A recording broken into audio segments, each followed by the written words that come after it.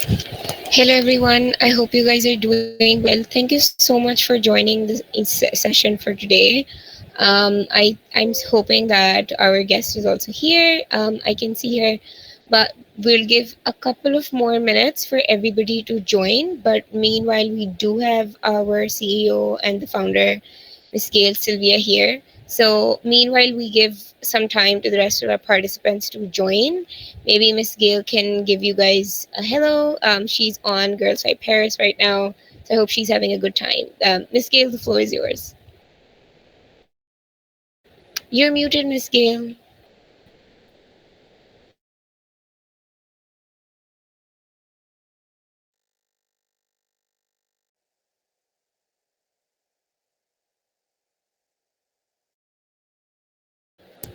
Miss Gail, you're still muted. We can't hear you.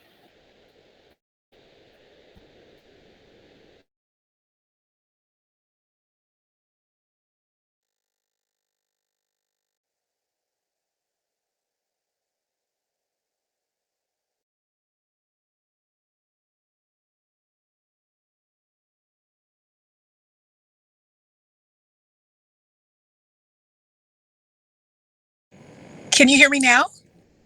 Yep, this is Hi. working. So, as you can tell, I'm in a car and this is my face, but it's the sun is so bright. My name is Gail Sylvia Pullen, and I am the founder of Girls Fly. I'm actually from Southern California, which is where I met the first cohort and the core group of Girls Fly Pakistan. And then I'm between California and Ohio, and right now, France. We just had the launch, the in person launch of Girls Fly France. And it was actually the launch for Girls Fly Europe happening in France. And we had a week long event for Girls Fly celebrating and supporting women and girls and young men in Paris and in the suburbs of France. So I'd like to thank all of you for taking the time to be here today. And for those that are returning, our Girls Fly Pakistan team, we really appreciate your support. We appreciate that you're also following us on all of the social media platforms from Instagram and LinkedIn and other places.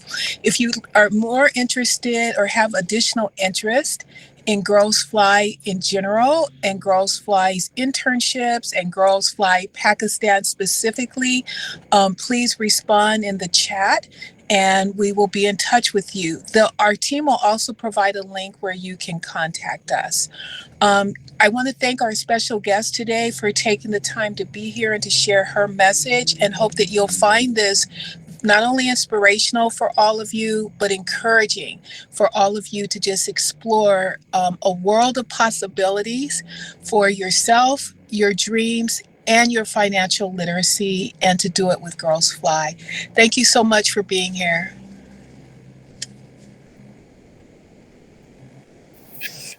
Thank you so much, Miss Gail. This was really, really amazing. We're always really inspired by you. Okay, so I think let's just take 2 more minutes. Ridha, the floor is yours. If you want to connect with some sort of slides or anything, you can go ahead, but hopefully we can start soon as well. Hello, can everyone see me? Am I I can visible? see you. Hello, thank you so much for such a lovely introduction, and thank you so much for doing this initiative for young women and like-minded people for younger generation. So kudos to you and your entire team for this initiative. And let me introduce myself. I am Ridha Shaukat. I am from Karachi, Pakistan, and I am a marketing professional.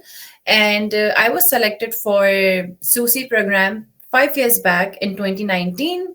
And then I started working for 4 years, and here I am in England right now on Chevening scholarship.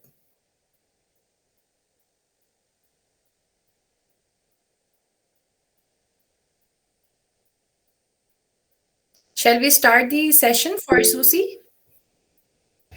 Yes, sure, Ridha, please go ahead. Okay, so I'm going to share my screen. Let me know if it's visible to everyone.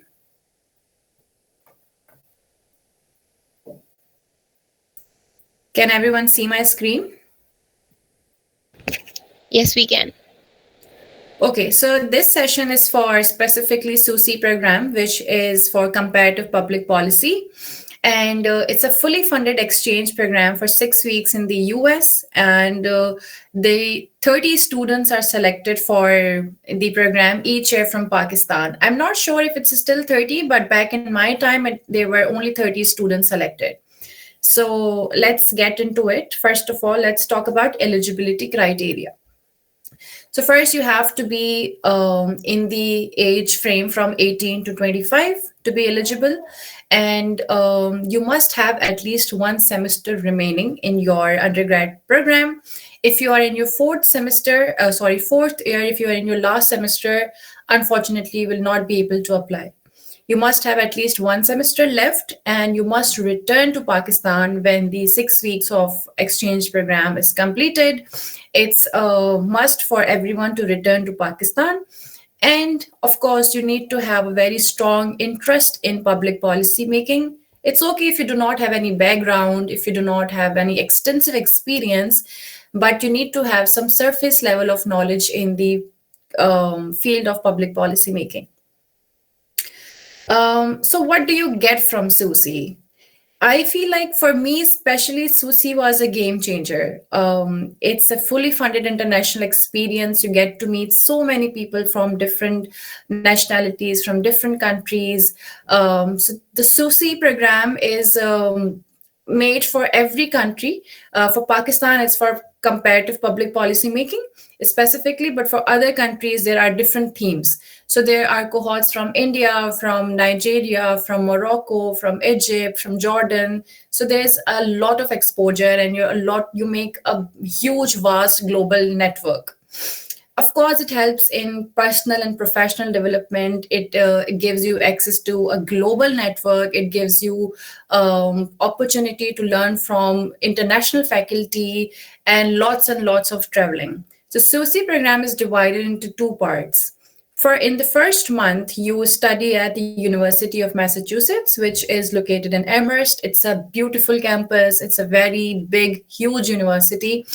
And the second part of the program is includes traveling. It's divided into four states: Boston, New York, Washington, Charlottesville, and a lot of more cities into it. So in the first part, you study at University of Massachusetts, and the second part is about study tour. They may make you visit different states, different cities, and different towns in those cities. So it's definitely a lot of traveling. Okay, so here comes the main part about how do you get SUSI. So the application form of SUSI has three parts. First, your personal statement, which is your SOP. And then there are two questions, which we will get into it later. So first, what is an SOP? What is your personal statement and how it should be like? First, I think the word limit for SOP, please correct me if I'm wrong, was 250 words only.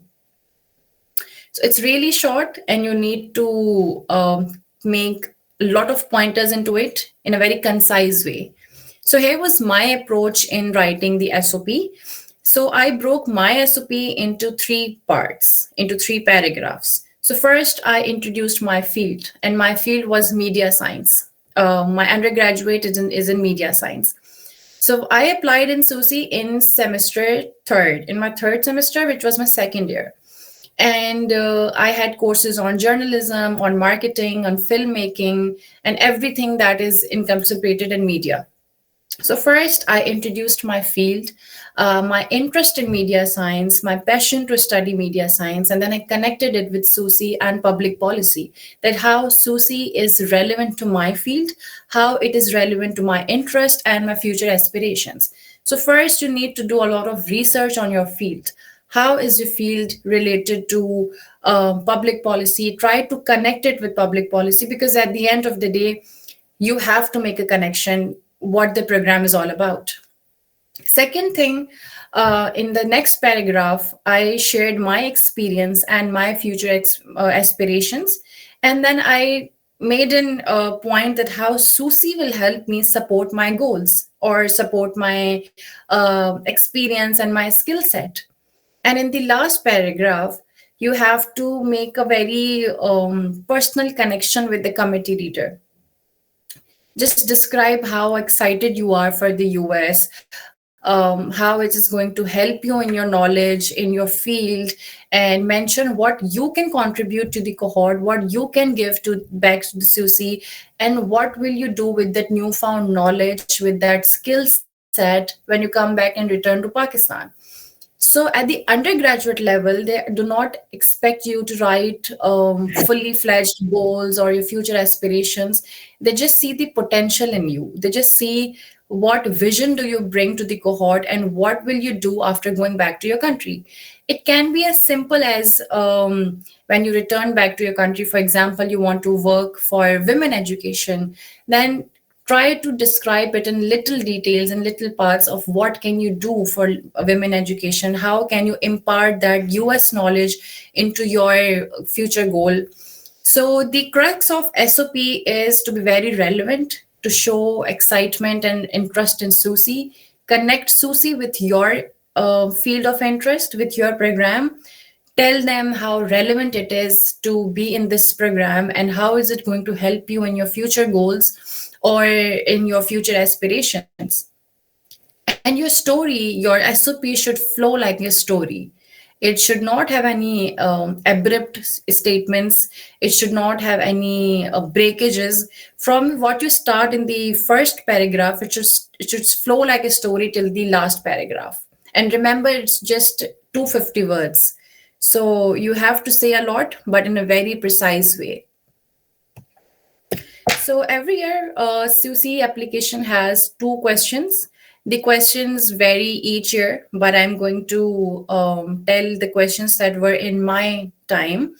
And but in every year, the questions surround around the two themes, which is problem identification and the role of policy making.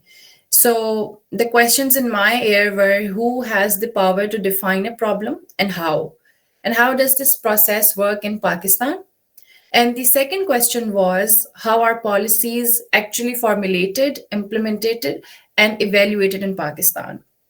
So you see, both of these questions require a lot of knowledge, research on public policy making. So before you hop on writing your answers, please be very clear about what is policy making, what is public policy, why is there a need of making policies, or what triggers a change in public or what triggers a change in policy. Because when you are clear, it shows in your answers. It literally shows how much clear and research you have done. So once again, please, I want to emphasize to please do a lot of research on public policy making in Pakistan specifically.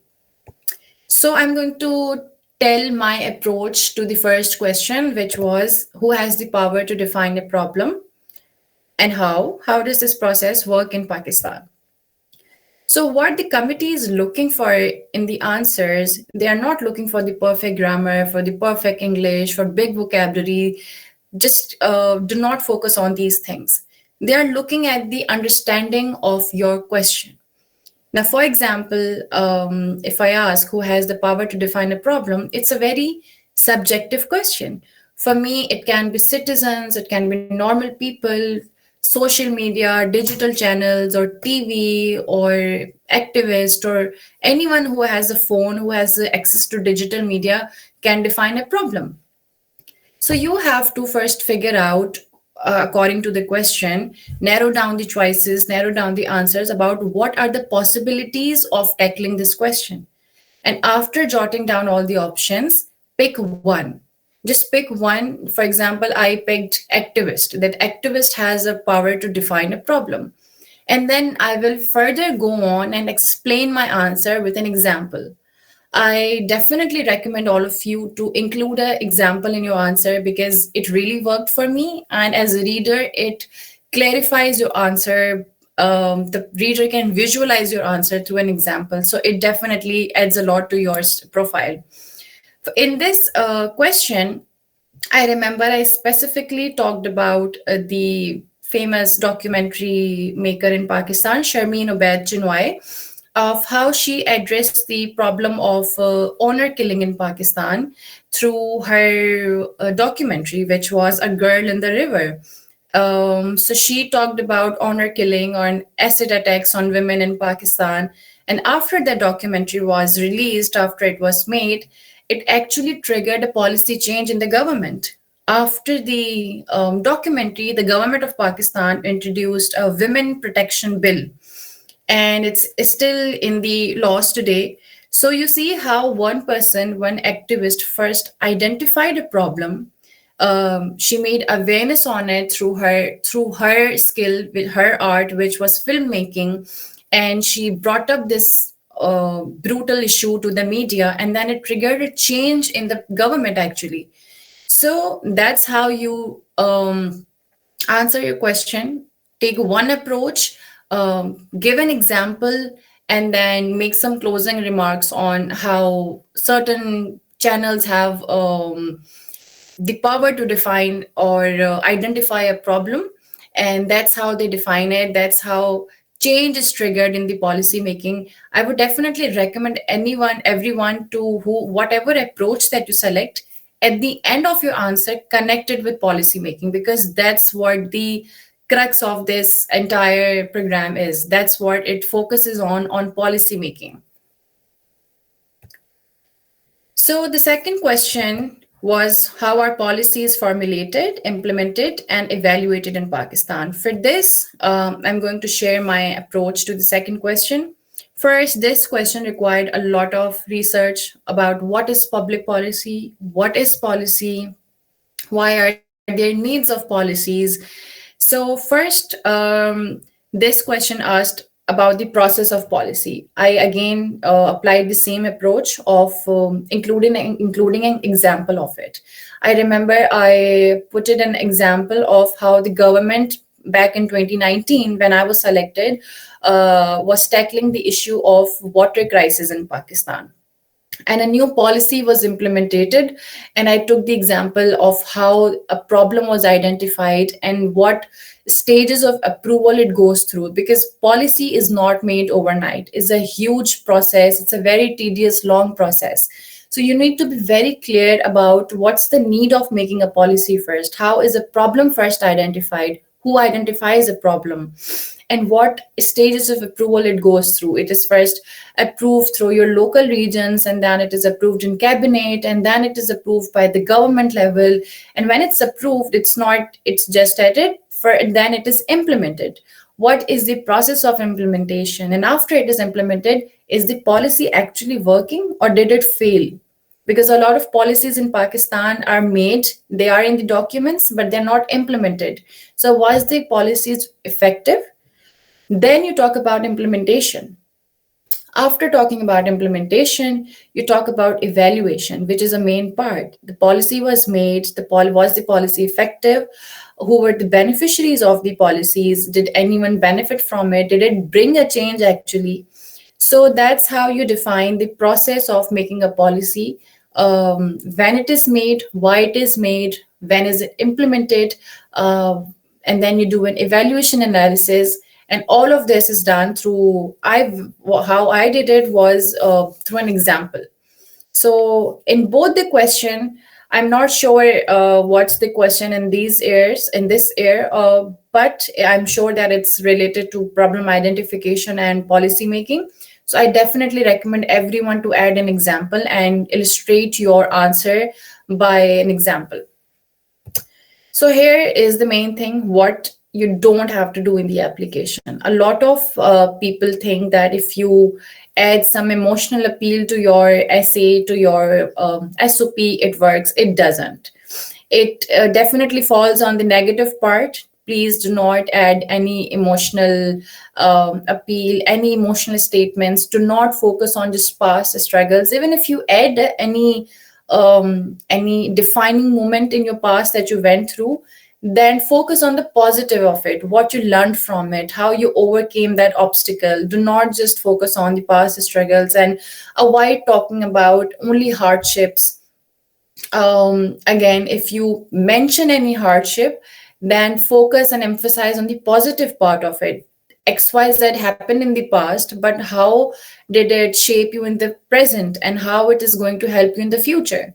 But apart from that, try to not sound very emotional, try to not use complex jargons, try to not use any big vocabulary, because as a reader, what I'm reading are SOPs of undergraduates, of people from first year, second year, third year. I do not expect you to have the perfect vocabulary, have the perfect complex jargons. So avoid doing that. Just make sure your applications do not have any minor silly grammatical punctuation mistakes. Just make sure to run your SOP through Grammarly or any website.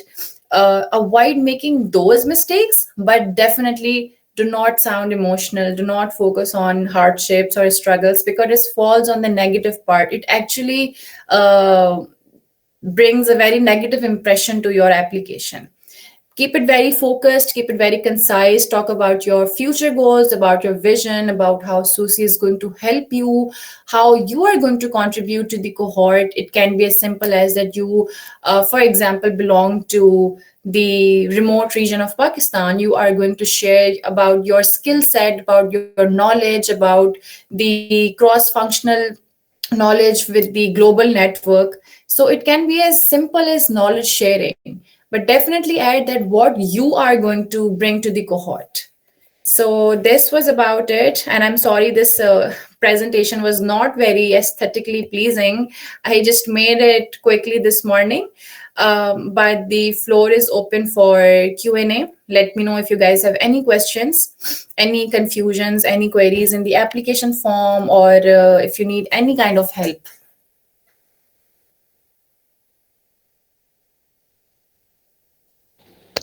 Hi, Ridha. Thank you so much for the questions. I think we can maybe start from the ones that are in the chat, and then the floor is always open for people to ask you directly. Okay, let me just go through this question. Okay, so the word limit is changed from 250 to 500. Sorry, I did not know this. It was just 250 in my time. Um, does having less memberships affect your chances of being accepted? No, not at all. I'm going to elaborate more on this. Can we add university related projects and events as extracurricular? Yes, definitely. In fact, in my SOP, I added about my school projects, my university projects, my voluntary experience, my internship experience. So at undergraduate level, that's the only experience you have. They do not expect you to have full-time experience, because that's really unrealistic. So whatever experience that you have through your voluntary work, through your internships, through your participation in societies and universities, because it shows your leadership capabilities, your potential, please add those. But remember to show relevance with SUSI. And no, I don't think that. Okay, so yeah, less memberships do not affect any chances of not getting selected. That's not a thing. Do we have to formally introduce ourselves, or we don't have to? Since no, you don't have to formally introduce yourself at all. In fact, your story, there's a, I think, huge form before the SOP where they ask for your details. So you don't start your SOP like, I am Ridha Shaukat, I am interested in SUSI, not at all. What are the qualities or things that will make me stand out? Okay. So one thing that, please remember that this is an undergraduate level scholarship. They do not expect you to be to have a lot of experience. They know that you are students, you have just started university. So they expect not that level of work from you, but the qualities that they are expecting from you is leadership potential. For example, if you have introduced a society in your university, or you are in a leadership position in a society of your university. For example, you are head of some event, or you have organized an seminar. So they see, what they see through these things is the leadership potential in you, in the vision in you. So these are the some qualities that you have to mention, and I would definitely recommend everyone here to mention about your voluntary experience, what you learned from it, because these little things actually define leadership, about your networking about your networking capabilities, and how you see one thing on a holistic level. That's how the committee sees you from this lens. Can you review? Yes, sure, I can. I'll share my email in the end so you can send me your SOP. I'll share my comments on this. Academic achiever, I'm not sure what you mean by it, but you don't need to have a 4 GPA. You don't need to have 3.8, 3.9 GPA. They do not consider your intelligence through GPA.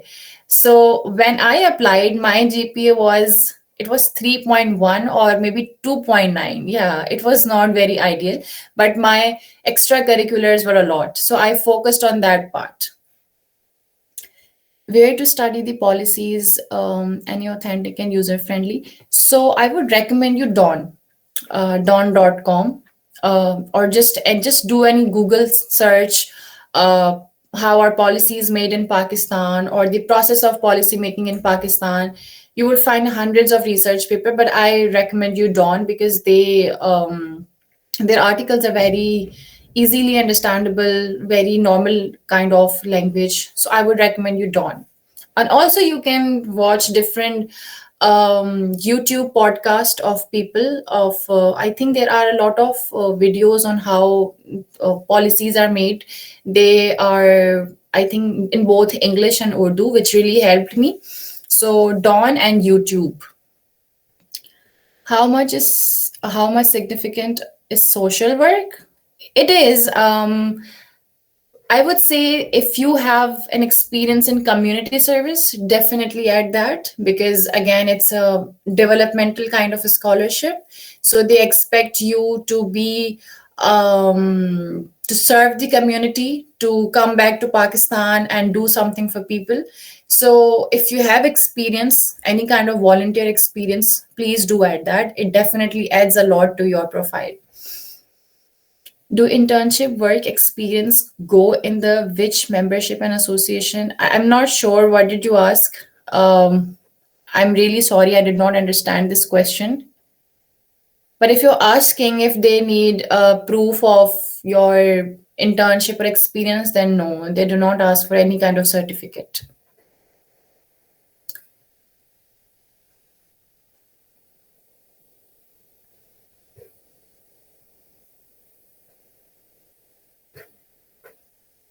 Okay, so I'm a medical student. How am I supposed to connect with SUSI? So in my cohort, there were three doctors. There were three people from medical profession who were selected. So definitely you have a very good chance, because medicine, I feel like every field is connected with public policy making. Please research about how you can connect medicine with public policy making, how you can talk about the change you want to bring in the public health sector in Pakistan or in the medical sector in Pakistan. And you definitely need approval from government or policy and people sitting in the office. So everything is interconnected.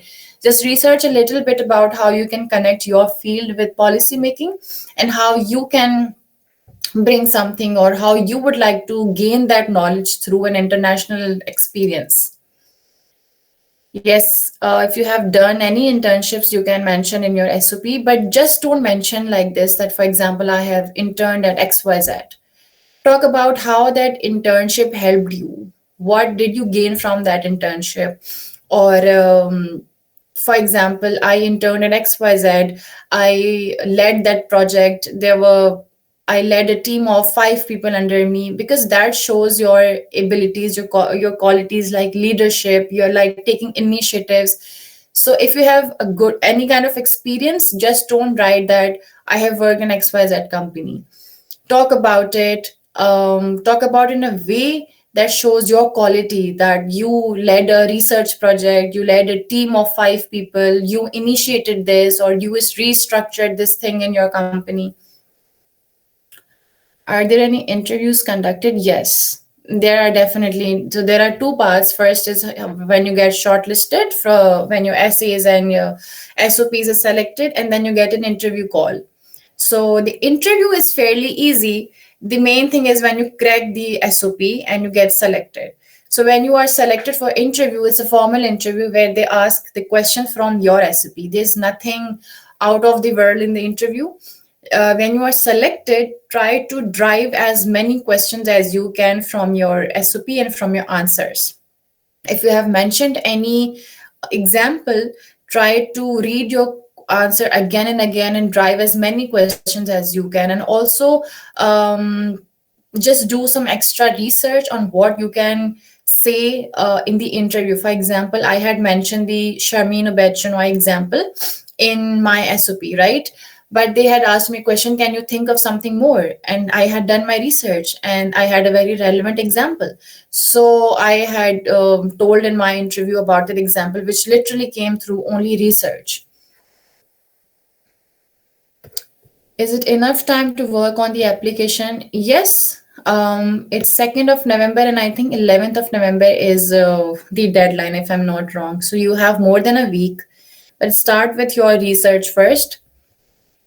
Can I relate my internship in human resource? Yes, you can. In fact, a lot of people are asking how they can connect their field with SUSI, with policy making. This is a good time to make use of AI. Please use of I 100% recommend to use AI in research and to be clear, but do not write your SOPs through any AI software, please. You can do your research, you can get answers of how to connect XYZ with XYZ, but please do not write and do not rely on AI to write your SOPs. That has to be from you, because SUSI does not encourage AI or any kind of plagiarism writing. So that definitely will lessen your chances, but please use AI to broaden your horizon to see how to connect XYZ with policy making, because it definitely helps. No, you don't have to freeze your current semester if you are in exchange program, because SUSI happens in June till August. And from June till August is already summer break in universities until you have taken any summer course in your university, but it does not require to freeze any semester. And one of the requirements for SUSI is when you get selected that you have to get a no objection letter from your university. So basically, it's a letter that university signs that the student is not taking any current semester and they will not have any educational loss, because in that time from June to August, usually every university has a summer break. What if someone's semester ends in July? Then you definitely need to talk about it in your university. But if you get selected, then I don't think that it's an opportunity that one should let go, because your university has to permit you to go. They have to sign a letter which is a no objection letter. So I know someone whose semester was ending after SUSI was ending, but the university allowed them to go. And when they came back, they did their semester at the end of their degree. So it's not a very big problem. As you mentioned, we have to share our leadership experience. Like I have many of them. I'm not sure how to mention all of these in my SOPs. Okay, so if you have a lot of experience, try to think the best 4 or 5 experiences, or I would say it's just 500 word count, which is very short. So mention 3 best. It's not just how you mention that I have interned at this, I have worked at this. It's upon how you build from that experience. If you have, even if you have just 2 good experiences, The entire point lies on how you frame those experiences, how you frame that, how you show that, how you connect it with public policy, and how you show relevance to that. So even if you have five experience or three experience, it all melts down to how you present it. For graduated students and having experience, how to join it, any link and platform to apply for it? Yeah, I think there's a link on the State Department website, which is like the official link. You can just Google it, and that will take you to the official link to on how to apply for the SUSI program. I got an interview call from Sister to Sister program. I'm not sure how did your interview go, but if you can share what did they ask you or how was your interview, maybe then we I can guide you. Do we need to mention the name of organization? Yeah, I mean it's upon you. I would recommend you to please mention because it adds credibility. But they do not ask for any evidence or any certificate after you are selected. So I would definitely recommend you to add the organizations that you have worked with as a volunteer. I also did mention. Can I relate my internship in human resources management? Yes, definitely.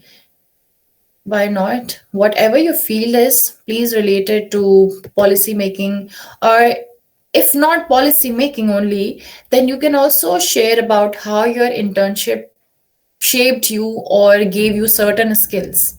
For example, you led a project in your internship that shows to a reader about your leadership capabilities.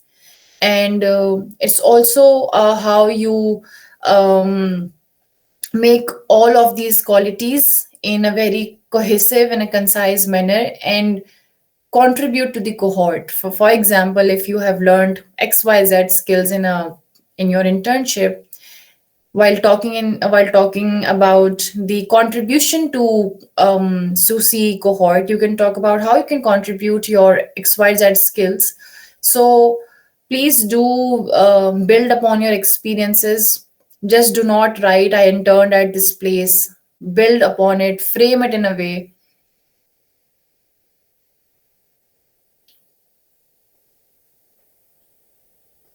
And you don't necessarily need to have experience in community service only. No, it's a big misconception. If you have an experience in community service, if you have done some volunteer work, it's good to mention. But if you don't have, it's completely fine. For example, I did not have many experience in community service, but I have academic experience in writing research paper. Back then, I was co-authoring a research paper under my supervisor on digital media. So I talked upon that. I talked upon how my research is going to help me and build my knowledge, and I can share that knowledge with the cohort. So whatever is your strong point, just pick it up and build it from there. No, if you're in your eighth semester, you are not eligible, unfortunately, because you must have one semester remaining in Pakistan when you return.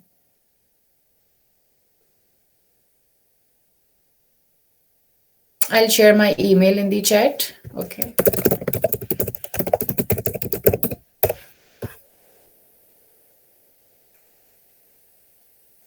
Yeah, Mehreen, it's okay if your research is not published right now. I also mentioned it back then when I was writing a research paper, but it was not published. But research paper at undergraduate level is a huge achievement. So definitely add that because I also did.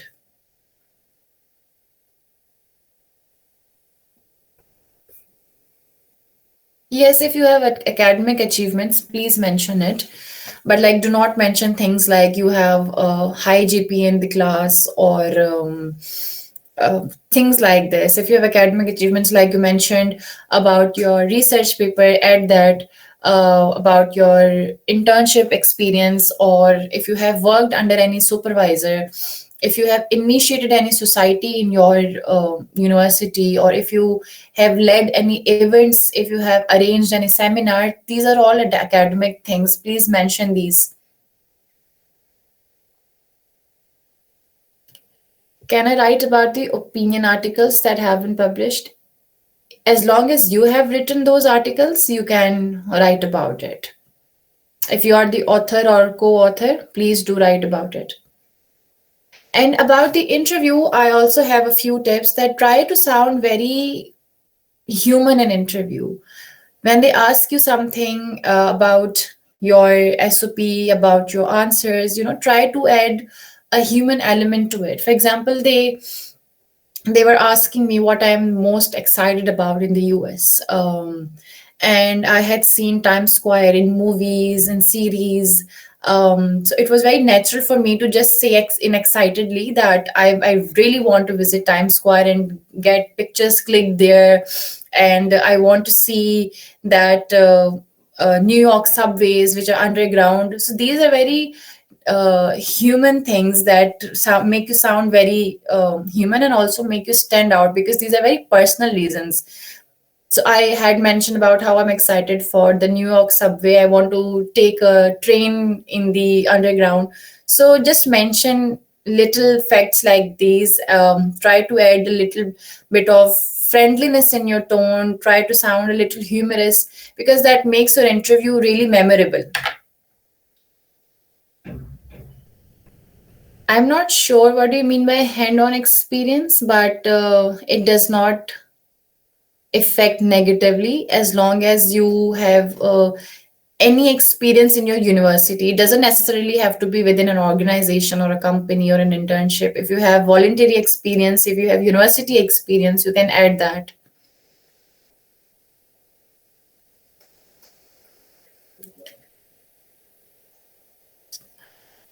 No, even if you're from medical field, there is definitely a lot of relevance to public policy making. You can talk about any issue, try to pick it up, try to research about what's lacking in the public health scenario of Pakistan, or in the medical fraternity in Pakistan. What is there something that you want to improve? Is there something at your workplace?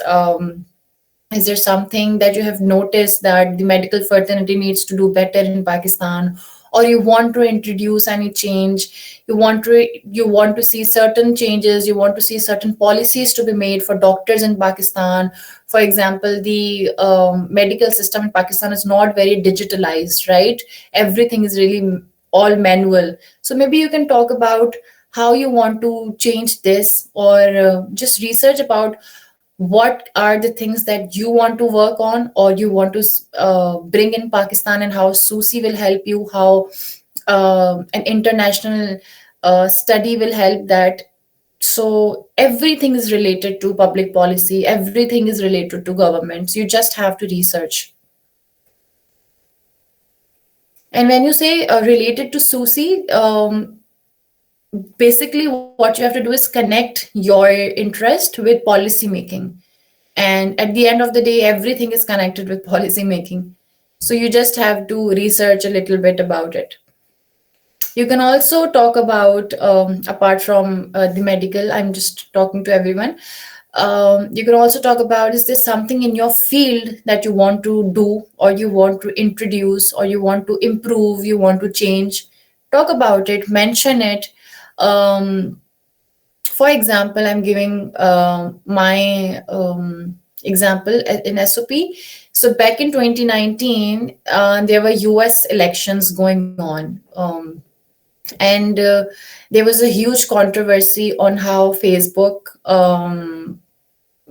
I think, yeah, how Facebook manipulated the data of the users. And then US had introduced a law on digital media, on some policies. So I picked that insight and I wrote that how social media enable policy changes, how social media is a tool to enable changes in the government, and I would like to work on it. I now would like to study in it, because back then digital media was just rising in Pakistan. And I talked about it, that how US is going to help me gain that knowledge, that insight, that skill set. So I picked one problem and I talked about it, that how I want to accelerate the use of digital media and policymaking in Pakistan. So it doesn't necessarily have to be that you have to invent something new, you have to discover something new. It can be just as small as something that you see is going on, you want to improve, you want to work on that, or you see a problem, you identify any problem and you want to further build more resources on that, and how SUSI will going to help you. Um, So they are expecting knowledge of public policy making from everyone. Whether you are studying journalism, you are studying medicine, you are studying law, they are expecting you to have at least surface level knowledge of public policy making, because that's what the program is about, the comparative public policy making. So please do your research. And honestly, it's not that hard of a topic. If you read a few articles, a few newspapers, or you see the podcast or YouTube videos, you will be very clear on what's policy making. How much time did it take you to approx complete the application form?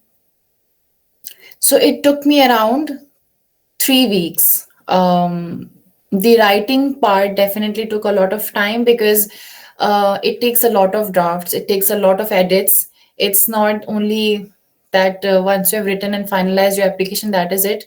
The essays and the changes in those essays goes on till the last minute.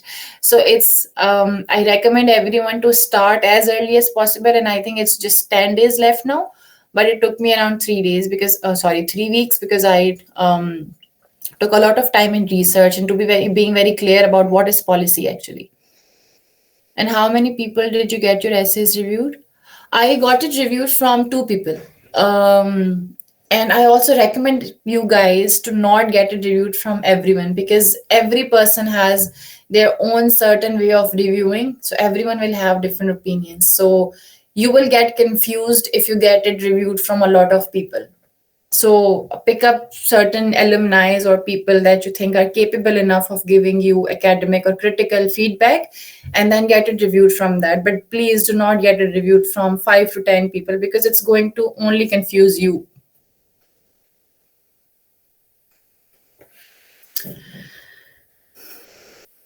Okay, as you said, we don't have to add any emotional point, but along with it, you mentioned to give SOP a personalized touch if coming from a rural environment and facing all those gender disparities.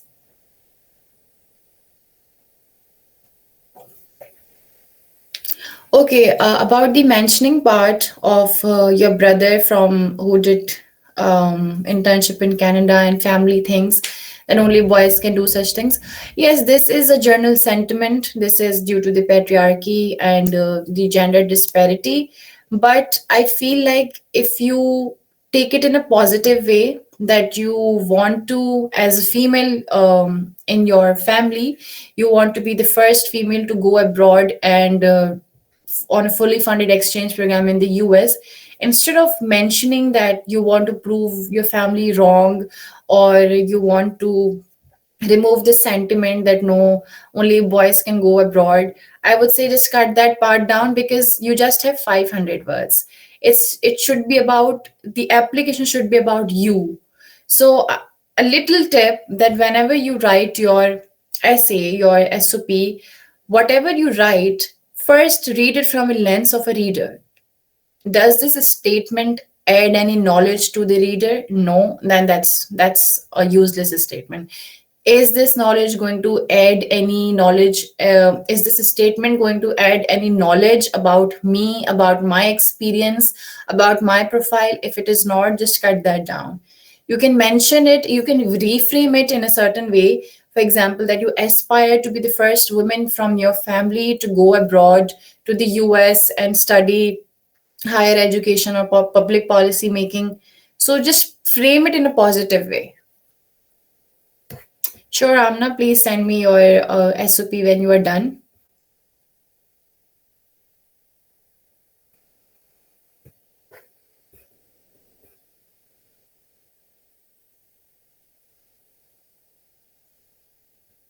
I'm seeing if we have any other more questions. No problem, Mahreen. Best of luck.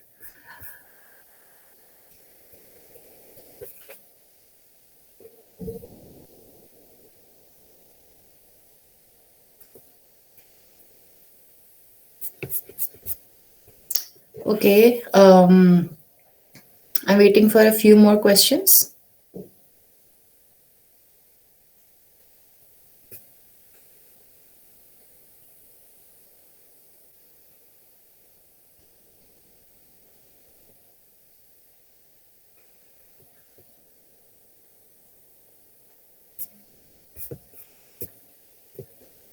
Okay, so Manahil Tahir, it was a basic interview. They asked basic questions. What are your strengths? But I was in my second semester. Okay.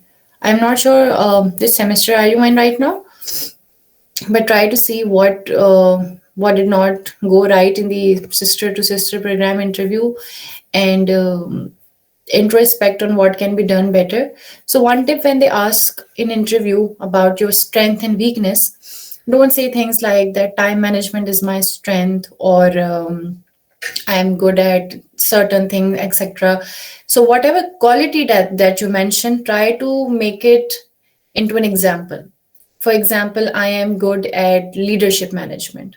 Then it should be followed by an example. For example, in my last internship, I did this, I led this, and then try to conclude it with impact, with the result. So for example, one of my strengths is leadership management.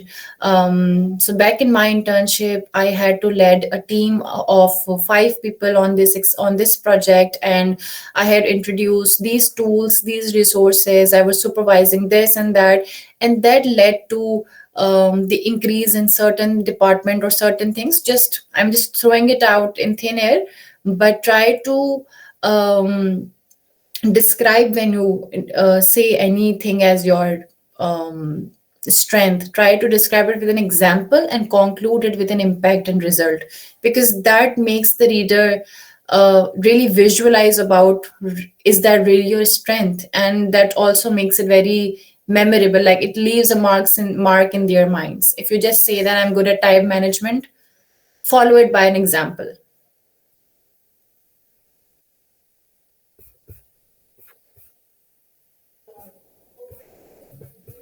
And definitely, if you are shortlisted till the interview stage, please sound very friendly, very humorous, not humorous, sorry, very human in your interview.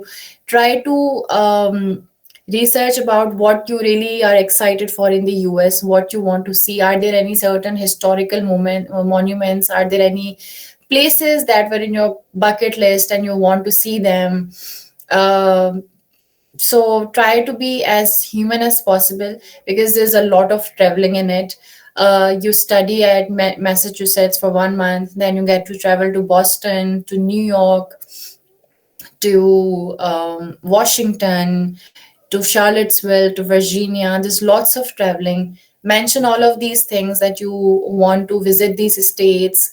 If there's something you really wanted to visit or you have just seen in the movies, mention it in your interview, because they really appreciate.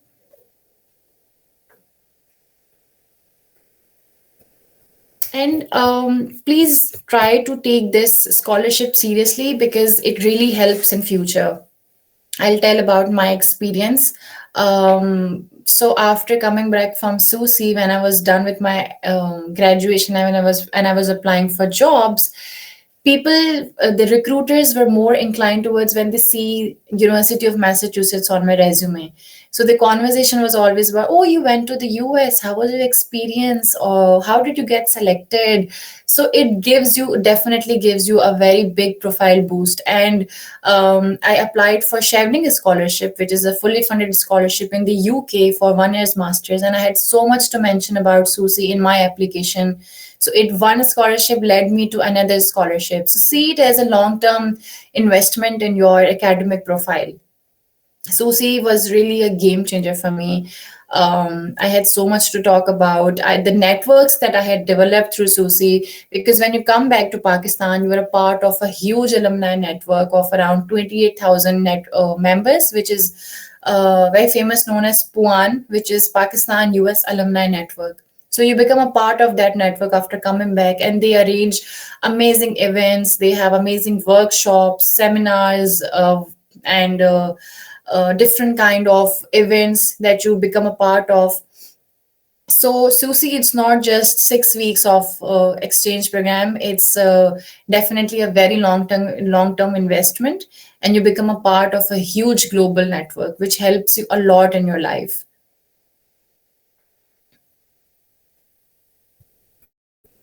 And when I was applying for my master's scholarship, was a Chevening scholarship, which is a very competitive scholarship.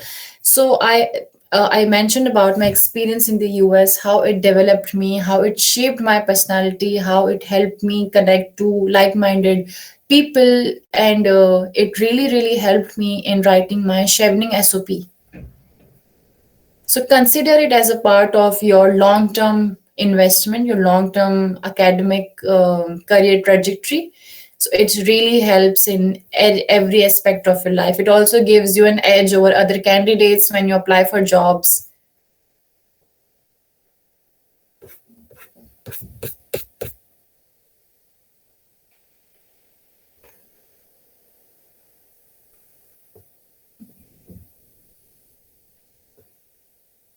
I'm just waiting if we have any more questions.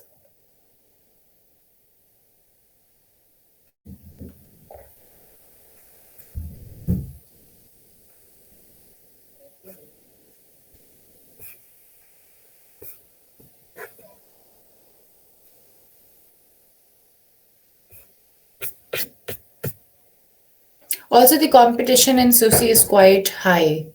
When I applied, there were around 4,000 applications from Pakistan in 2019. And I assume that the competition is a lot more now.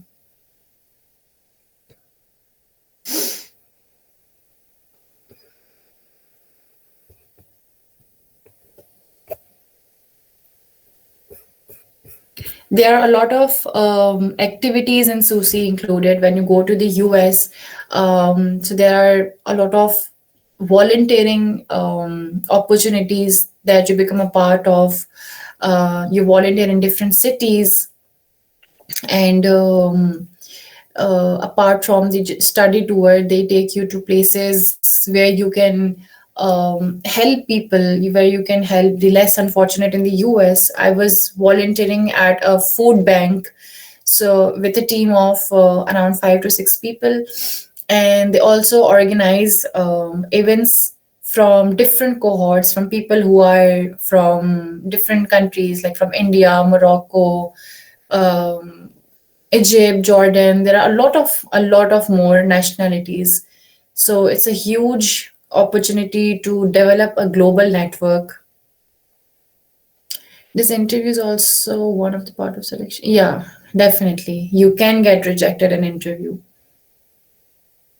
But I feel like if you have reached to the interview level, you have cracked the hard job. It's fairly easy to get selected in interview too, if you have done your research, if you have cracked your application correctly. If you are selected for interview, please drive as many questions from your application as you can, as many as you can, be it even a little question. Ask yourself, formulate the answers, just drive as many questions as you can. And also research about more examples. In my interview, what I wrote in the application, they talked about it and they asked me for another example, and I had done my research. I was very confident in replying with another application. Sorry, with another example.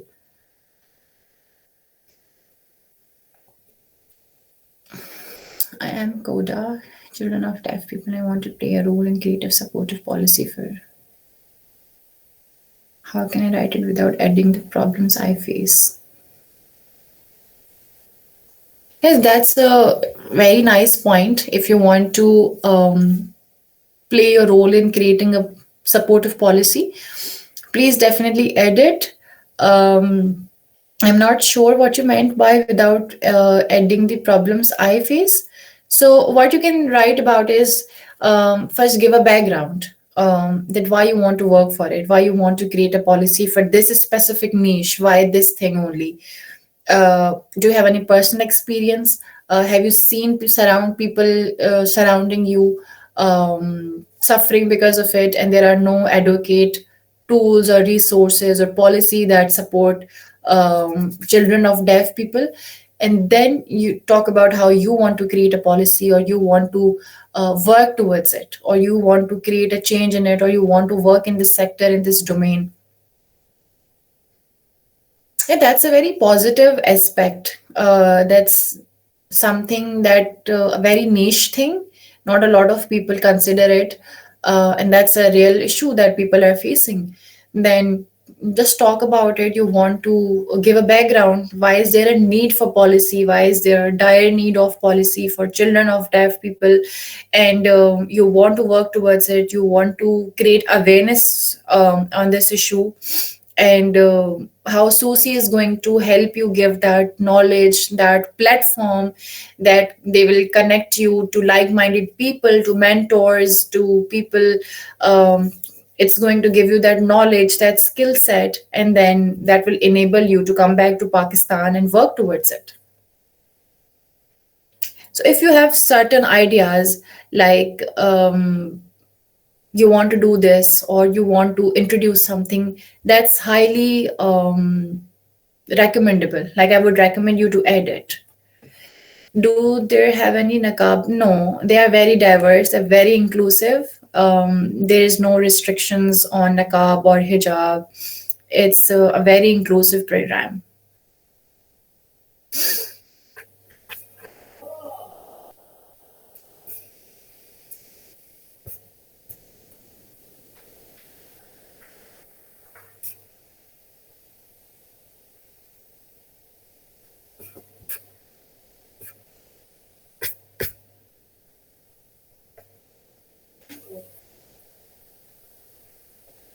I guess there are not any more questions, so we should move towards wrapping up the session. I hope you have found the session really helpful, because I know Rita has been helpful to me throughout the whole application process by providing me the feedback. So she has really shared beautiful insights. So yeah, thank you everyone for being the wonderful audience, and thank you Rida for taking out time and guiding the students throughout. And that's all. You can stay connected on our social media platforms for the future events. And that's all. Good night, everyone. Thank you, Aisha, and thank you, Girls Try Pakistan, for making this happen. Aisha is the one who reached out to me, and because of her, this session happened. So, big thank you to Aisha and the entire team of Girls Try Pakistan. And a big thank you to all of you for taking out time to ask questions, to get clarity, because it shows how passionate you are. And I hope and that all of you get selected. And if you have any questions and further confusions, you can reach out to me at my email I've given in the chat, or you can reach out to me via DM on my LinkedIn profile. So once again, thank you so much, Aisha, Girls Fly Pakistan, and each participant who is here, who took out the time to be here. All right. Thank you so much, Rida.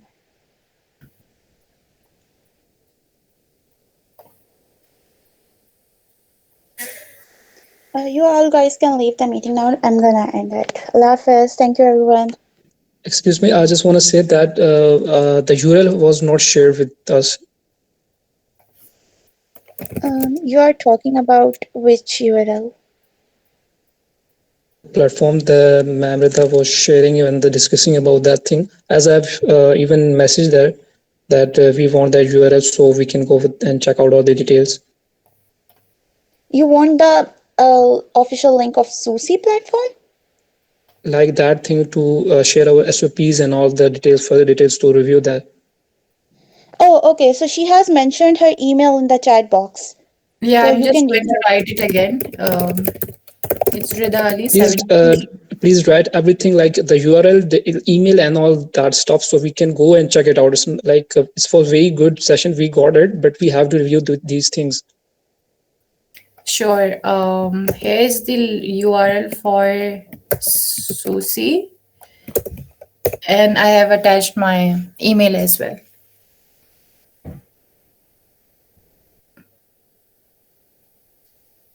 I have just one question. Like, as part of AI and cybersecurity analyst, I'm working that field with an Australian company, and like there was a program like exchange program for like US in back in 2 years back in 2022.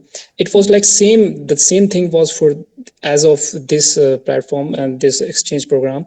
So if person is like a social activist and he do something like work in NGOs and all the stuff for the welfare of people, so he or she can have a try on it. Yeah, I mean, regardless of the field, you can apply in SUSI. Whatever your field is, as long as you show relevance, you show dedication, your passion to study in the US and connect your field with public policy making, or how is it going to just help you in your future goals, whether you have experience in cybersecurity or NGOs. You can mention it and go ahead with it. There's no problem. Okay, thank you so much. Thank you so much. It was amazing. Thank you No guys. problem. Take care, everyone.